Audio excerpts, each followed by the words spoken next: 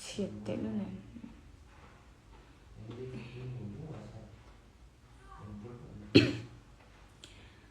สายโดนคานินอัลลุ่มตัวกระชูเลยเห็นบ่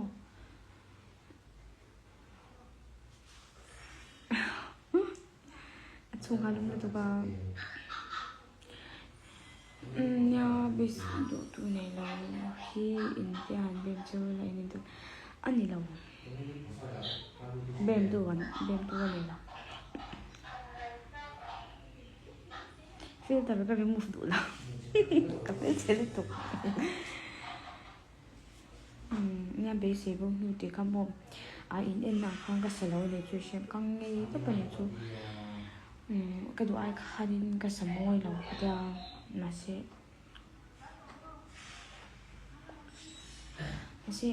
ไปเราเบสิบุนูติคำบอกอันนั้นช่วยชินเบสิบุอันนี้เราโม่เบสิบุนูอันที่ง่ายที่จะเราเรียนได้ฟังอาศัยตุปะอันเป็นช่วยสาวก็คันจู่ว่าเนี่ยเบสิบุนูก็ดีนะฉันจะบอกกันก็จดกว่าเลยนะสเลตุกิเป็นมักกะตีจู่เบสิบุตีเรื่องว่าคันนี้เราเป็นก็ใช่เบสิบุนูตีคันนี้ก็ใช่อาศัยกันจู่คันนูคันจู่ที่คันนูว่าดี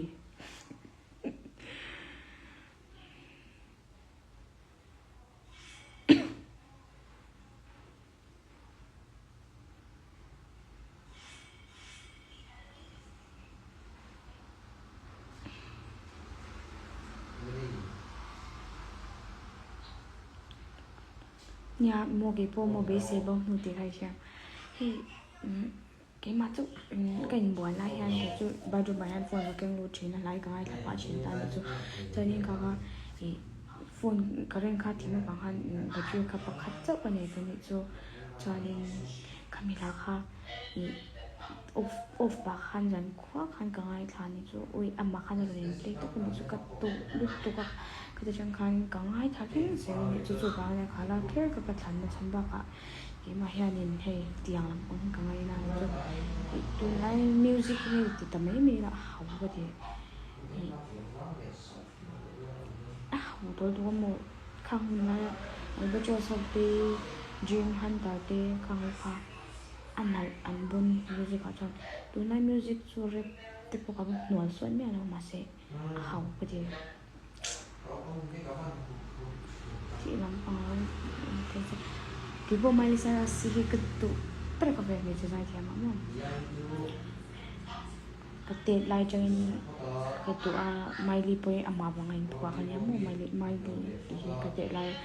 ke main puannya Miley tidak kalian ke edu dalam channel dia mu ke saya cina can nggak follow back kan channel kan Mizo ke live story lah kan Miley itu ketu lu tu kan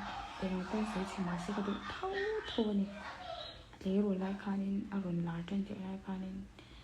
ตกเต้กันยังแต่เราไม่รีดีกับมินเลยมันนี่เราโม่การกับมินตักกันยังกระเตะไล่กี่มันผัวกับมินเลยมันนี่เรากับมินเลยมันติดเชื้อกับคนละกันผัวไปแล้วนี่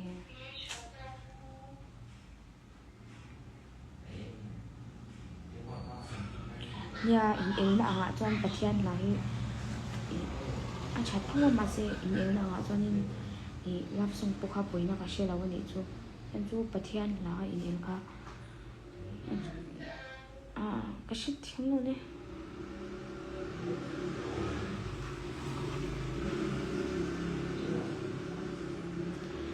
Miley Sairêp kanya mo Miley Cyrus oma Miley Sairêp kanya kai chu Argentina fans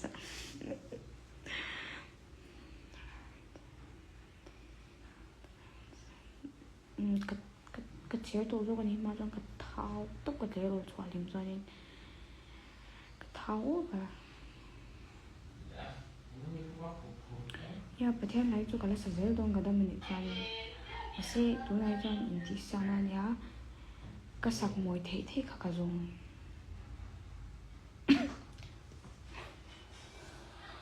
cái thua đi tục tối nay cho cái bụng hay chả là bao to xong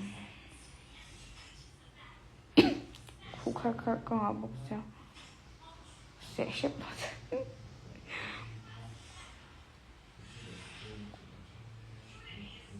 dài hin ngom cái gì dài hin ngom cái gì kum som pasari cái gì to khá sang ni para ta kapianga juni kata khan kum som pasari cái tiếng kapum cha mo kan na pang cái gì cho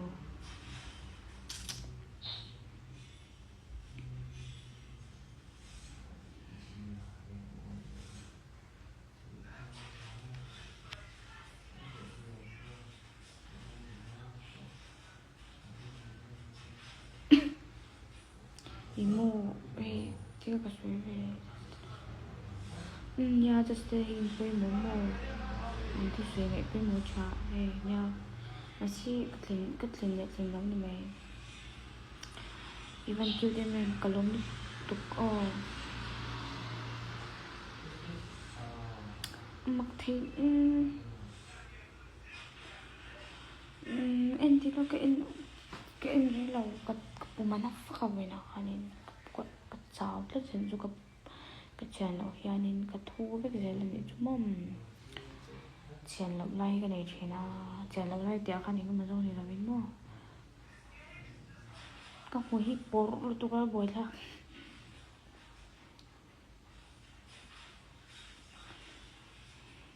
nát tu ra na bây giờ ăn quang đồ na vậy tiếng về là số cái đúng mình phải theo nên ra mà để cho nên là sẽ phải theo tu nhà ra mà để đậu cho nên ở bông theo thấu theo thu phải theo này ngọc cái nên đậu cho nên luôn năm nay này thỉnh trời chế đậu cho nên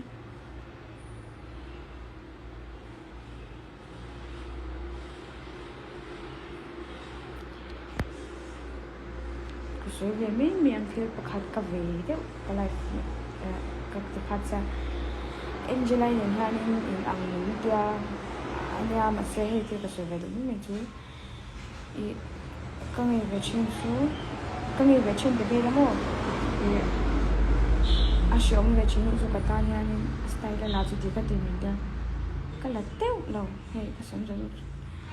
mà hi chung chế lâu cũng cái thì thứ mà sẽ cho đúng mà style cái là sản phẩm hay lâu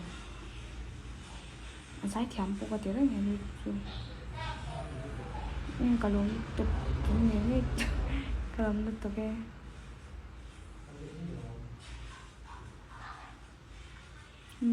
cái block là vắng mà sẽ nó thì tổ số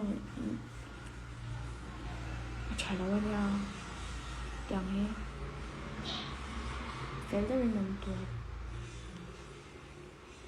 nha cái sợ bây giờ thì hẳn giấy là mà sẽ cắt thô cái thế là xong cái sự là đi cái chú giải thèm cái tiệm đàn đê sang ta thì lật ruang thì cái sự thèm làm lật ruang sau này con nằm to thắc bên cái mà bị cả chân lật ruang thì chúng mình là dùng sặc mùi thể hiện về cho cái mà là giải thèm cái tiệm đàn chú mình là dùng cái đàn sặc mùi thể ăn như là vai mà như là sang ốp và cái tiếng này thì sẽ thể ăn xí được ha cái trong giải thèm mà cái đã chuyện ở trong chú hiện nay ở lật ruang tâm chú tụ quân thì ăn sẵn là lín cần sẵn là thế à cắn thì là bên ăn sẵn là thế à thì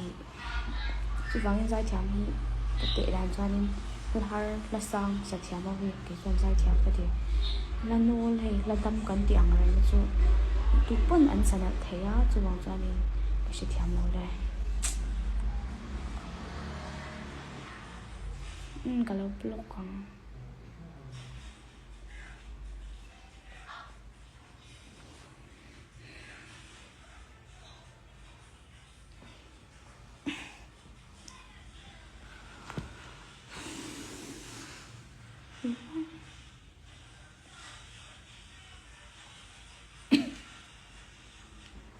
chưa có sự thuộc ha thì chẳng số này mấy cái con giải thèm anh giải thèm với cái gì mà sẽ anh giải thèm đàn anh năng là chân chú bao ai phụ được đơn nào thì cái son chân chú là niệm sẽ thèm gì ăn thế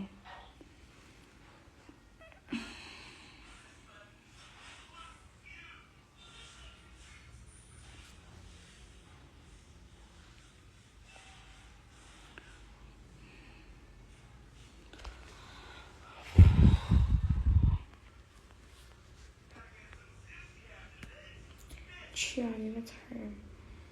잘 혹시나 왜 안 빼니까 방어가 같이 안 떠겠잖니 tóc chân bây giờ đây mình chỉ có nhìn thấy là một bên cái chân mình ái khi lâu tập dịp kể chứ nó là sẽ có vẻ là hun khổ là nhưngตัวông quay thao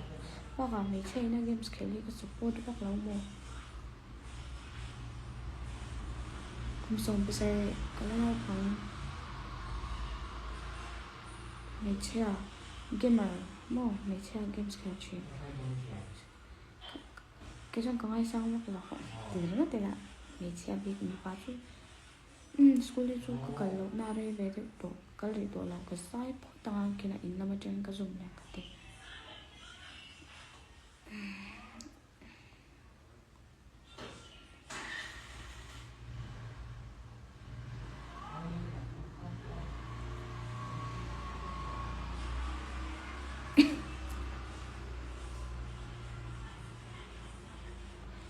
cái thế biết là cái lâu follow kia còn sẽ cái số bên Miley số là follow bên tân sẽ cái Miley sẽ tổ thằng này chúng mua cái mình một học cái con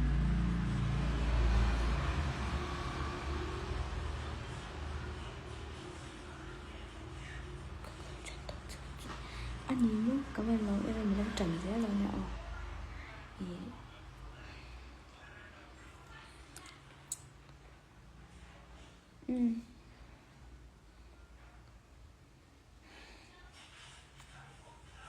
cho nên là về thủ xe cái bộ cái trang đi đắng này cầu bự về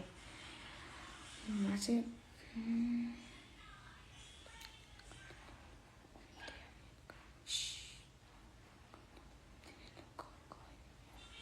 ô nì ôm tiền để nào làm cái phải mà làm ô nì tụi đi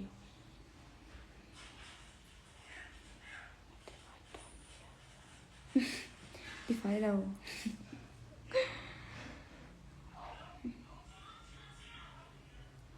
nên là vì cái ngày mình chán tâm lực tục có mò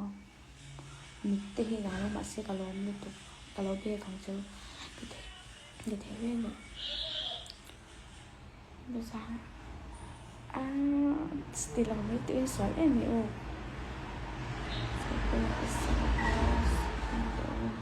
ya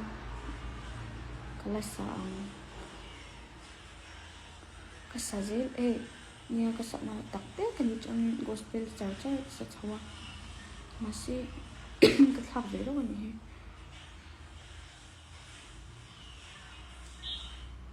biak ina chuan pathian la ka sa a hun le a mun hi om ve ka tia e chuan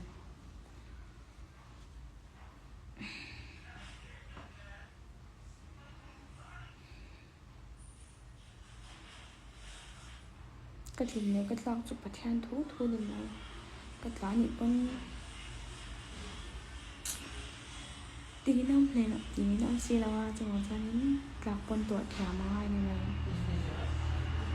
tin pon mình đang tự tay nó sẽ ôm lộc cao trào cái bộ đi ra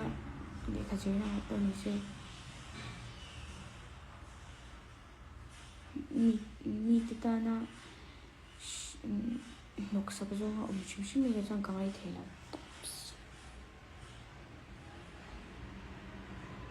mi terus kuti na te atul lawa mi mu sitte mi atul lawa kati hey mi ru hit tin lawa la jabe sa mi ru kuntin na chon kan chunga le se ngap songa chong gospel no zo ka kati na nyan la kan tia mai to nia gospel adik la mi so adik lu to la so se ro ma yang kau phone ni mai ya soalnya lo adik ang boy so van đi thà về khu lâu như vậy rồi quay về ngày thì là trai mà đi nha cần ven thì nãy phải lúc tục cần ưu tiên nha bố Facebook ơi kalau untuk chat luôn này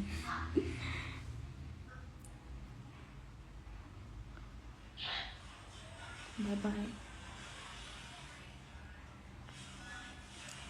vụ trang thì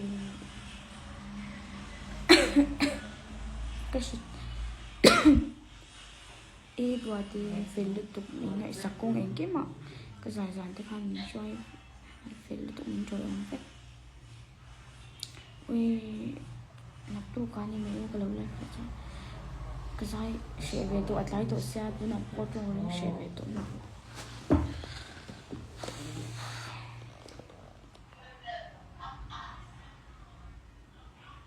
khô mà Sunday ở cho nên khô nghe đi Sunday em bay khom rồi đưa giọt thao rồi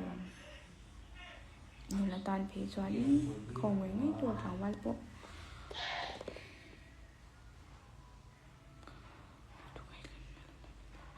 cái số đầu cắt linh pon cái life phong cắt linh pon cái life thao vì em mặc chỉ nên chả lâu sẽ cả lâu cái này là press cái này là baptist luôn cái này baptist nữa là cái nào cái ra yang kinh tế nạp tục cả một tí đây là một đơn nha cái đặt chép cái bộ cái một cái chua cái tay này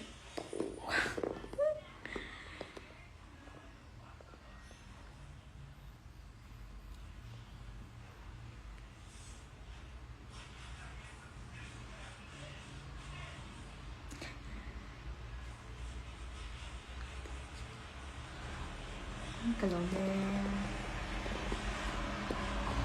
lên mịt vậy bên cái mịt này bên là tính sao luôn thả khô cái lồng nó tập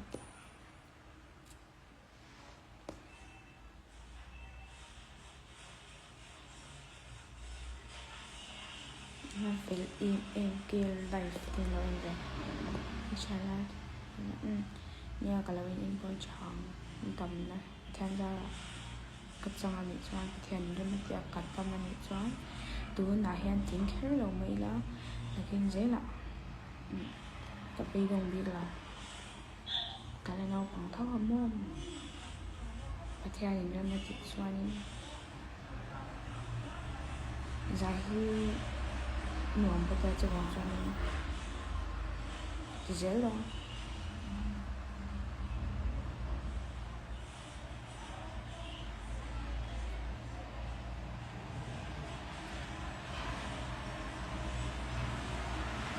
mà hiện tại đang xem bệnh cho nên tắc thể chụp bằng cho nên em ăn in ra chấm mấy là bệnh chian nó sẽ biết là bệnh chian này là chặt rồi chặt bên một ô nha nên rồi hình bên mộtตัวmột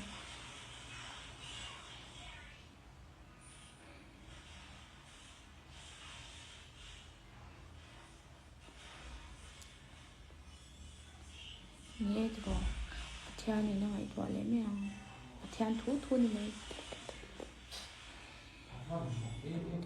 theo này là chỉ là cắn cá này để cắn tiếng này bên theo thú này mày đi xe bớt là to nè bớt là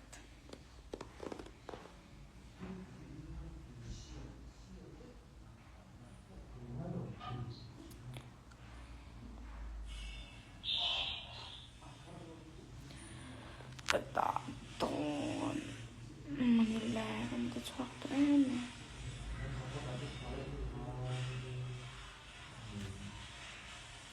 các nail puppet xoay các thu rung bông tổ bốc ra effect page mang lại là một lạc tổ nó mình sẽ cái xoay về được mấy mình chung cái sáng bị lồng trên này là đi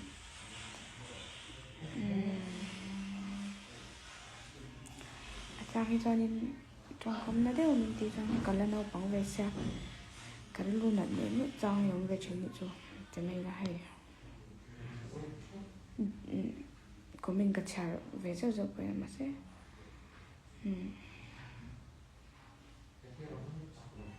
hào thấu hào tiếp mấy em 이리로 저래 매상 갈롬을 또 그냥 마시 갈롬을 잡이라 제vel 또 this 왜 가무제 돌로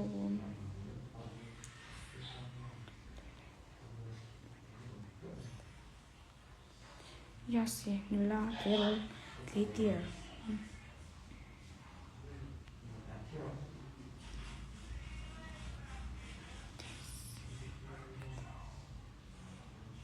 cái bộ phim tôi cái thọ đấy phim tôi cả ngày nay tôi cái bộ hiểm cái gì ai hiện in tìm đặc biệt cái thề về lâu cầm một đôi này nè một chút khát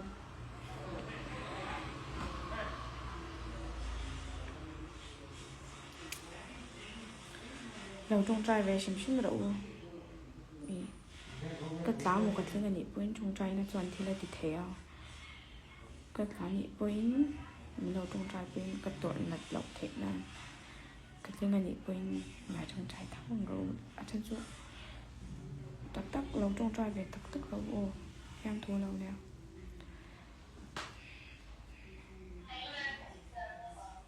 mình cái bị bật thiên thu nè chỉ vòng xoan nín trong trai bên mỗi bên một tuổi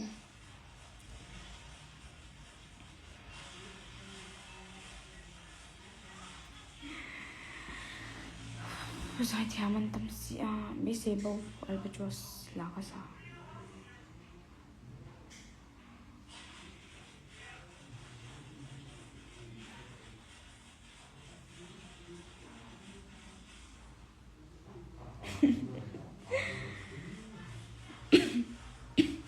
cụ lệ đón chân thọ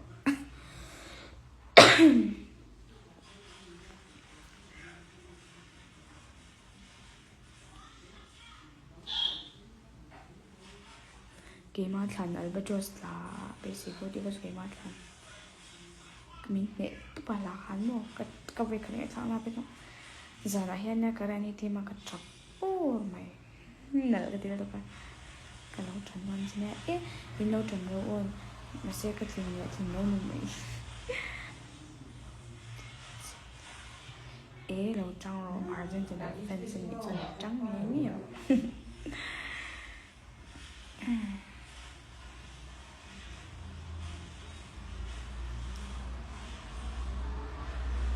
kalau mau ini faktor nah kalau mi